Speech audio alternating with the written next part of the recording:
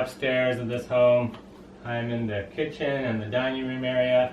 And the reason why I wanted to be here was that the two most dirtiest windows in the home is typically going to be the kitchen window right in front of the sink and the sliding glass door windows, especially if there are kids in the home or a dog, a pet in the home.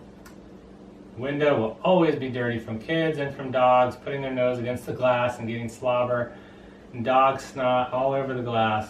And then of course in the kitchen, all the food and all the splash up from the sink is constantly hitting the glass.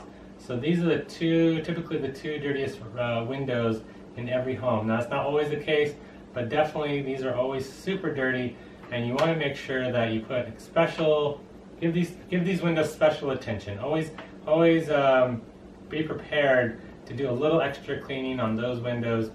I often will use my blade on these windows inside the home, unless of course the window's tinted, and if you're not sure if it's tinted, then don't use the blade if you can't tell.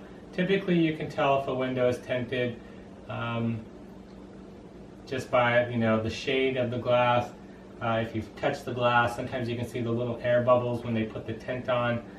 But you never want to risk using your blade if the window is tinted, because if you slice the tint, there's no fixing that. Customer's not going to be happy. They might want you to have someone come out and actually replace the tint. That's going to get expensive.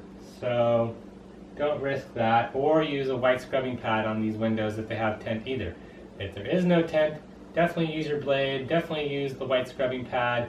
It's going to get the food and the dog snot off a lot faster and save you a lot of scrubbing time and a lot of detailing time. Other than that, the only other windows that are going to be really dirty is if they have garage windows.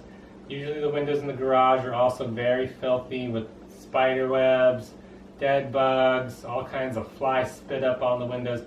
Those are always very dirty windows also, but not every home has garage windows, or not every customer really cares to have the windows in their garage clean. So always ask your customer before you start the job if you notice they have garage windows, or just straight up ask them, hey, do you have garage windows and would you like them cleaned? Which is worth it, even though they're super dirty. If they have 4 windows in their garage, hey, if you're doing my method, that's an extra $32 right there.